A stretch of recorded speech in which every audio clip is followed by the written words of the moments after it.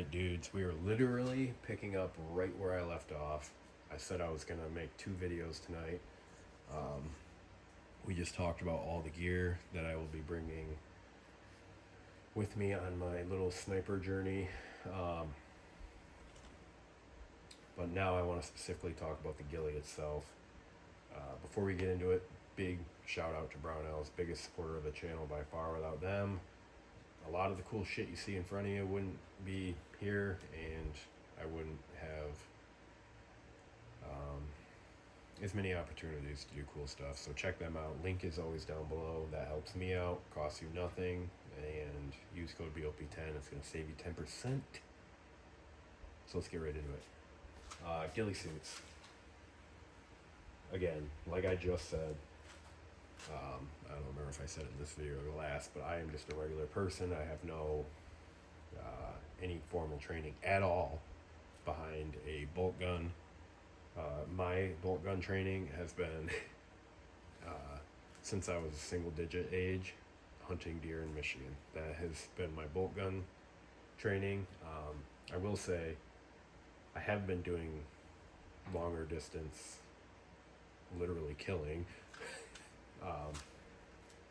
deer and other game from a young age, but never any formal anything. Even with that, it's all been Kentucky windage kind of shit. So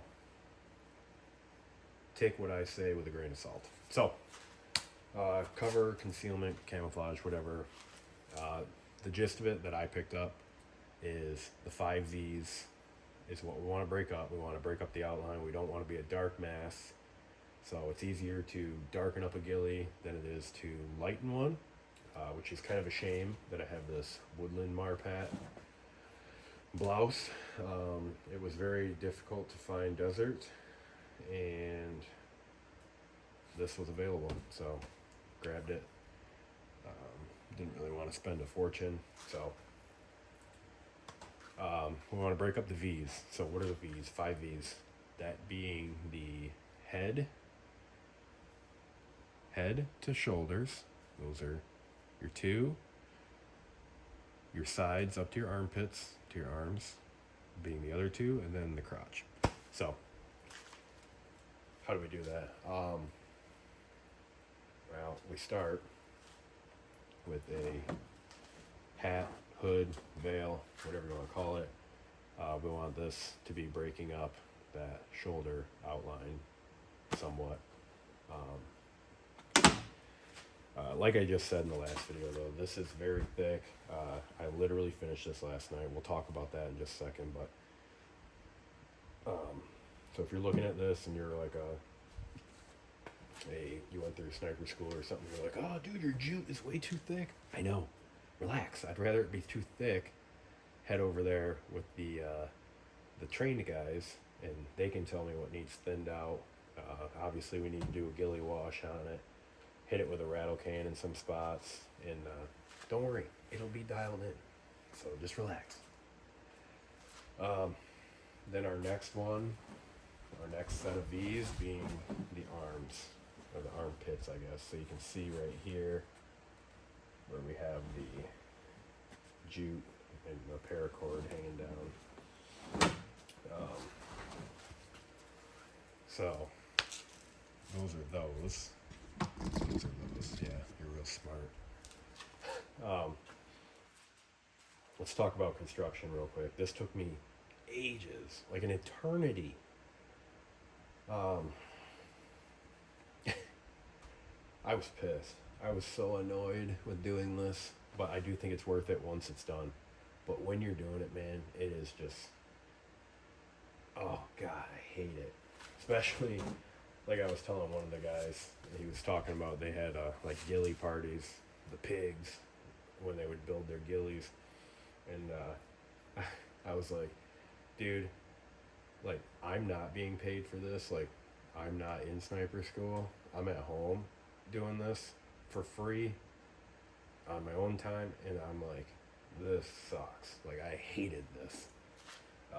The hardest part of this whole thing is going through and stitching in your net your knotted net.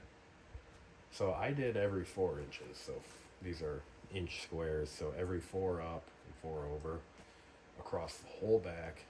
Same with the hat. And dude, it seriously took me. I should have kept better track of how many hours I had on this. It took a long time to do this. Way I did it though was I laid out my net.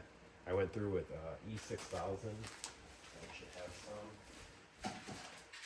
here in case you don't know what this is.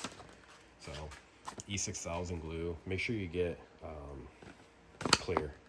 So make sure you get clear because the clear and the white look identical package wise. Go through and just tack in your net with that E6000. That way it holds it there. I still have to run through and paint the visible spots where the glue is because that will shine. That will shine under sunlight, under light, anything like that. So it's important to paint that afterwards. But you just want to lay out your net, tack it in with the E6000, and then start sewing. I recommend everything. I guess I can't recommend anything. I don't know what I'm talking about. But everything I saw and what I ended up coming to a conclusion on was 4 inches. So again, 4 squares up, 4 squares over, and just go. Just go crazy. It's going to take you a minute. Sew it in. I just used a regular, like a heavy thread, just from Walmart. I think some people were using like spider wire, like the fishing braided line, which isn't a bad idea at all.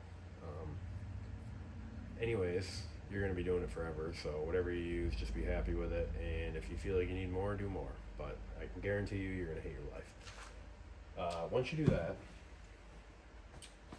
you should probably paint it. And I thought about this after. I was just so ready to get this over with that I just started applying jute. But you should probably go through and paint your glue once you're done sewing this in. That way you're not dealing with all the jute and paracord. But then you start applying your jute. I just kind of try to randomly throw it in. Like there's a knot here, and all you're doing with this is, I have a, yeah, right here. So this is the paracord I was using to pull this. I pulled it through the woods real quick to try to dirty it up a little bit, to ghillie wash it a little bit, but still needs a million times more. So pretend this is your jute. So you grab I wouldn't say the size of your pinky, because if it's too thick, then you end up like up here. This is too thick, I think, especially like that one right there. That's too much. Stuff like this, that's like perfect. So, in my opinion. So you'll grab a length of your jute, literally just going to bend it in half, just like that. Make sure you fish it through the top. That way, when you come back through and you pull this through, like that, that way your jute is hanging down. See how all the knots are at the top? This jute is hanging down, rather than being sticking up, and then it might, I don't know. It's just weird shit that I feel like I need to tell you. So apply your jute. This is actually 2 different colors, even though you can't tell. They're literally the exact same color, but they were ordered as 2 different colors. This is just off Amazon, I forget. You can just look up ghillie material, ghillie jute, whatever. You can see it's got a little bit of green in it. One of them did. The other one was just this brown. And remember, it's easier to darken than it is to lighten. So go with a lighter color because it's easier to darken than it is to lighten. Once you have your jute in, or you can do this at the same time, you want to be applying 550. So when you do the 550, so we know this right here. This is just regular 550. Trying to find, of course, these ends are burnt too well, but we know that the 550 cord has strands in it that hold 10 pounds each. That's how you end up with 550, or 50 pounds. 50 pounds each. There's, yeah, you get it, whatever. When you do this, I used 2 whole rolls, bundles, whatever, of 50 foot. So I used 100 foot on this. And you want to cut them, I cut them about a foot to 18 inches, somewhere in there.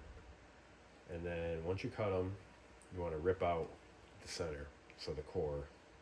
You see these are all just empty vessels, hollow vessels with no soul. So you want to rip out the core, fold them in half, do it the exact same way as the jute. Just stick your loop through, pull your loop, open it up, reach through, grab the 2, pull it.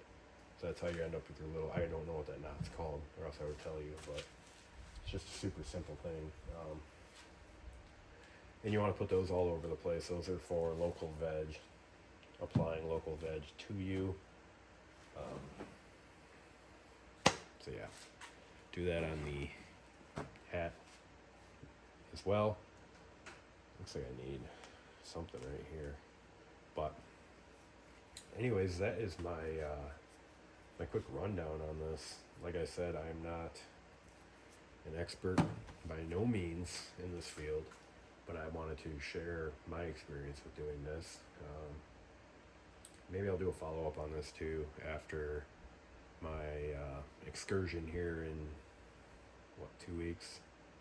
Do a follow-up on this and let you guys know, or show you what I was instructed to change and what I ended up with and what I thought of my particular setup.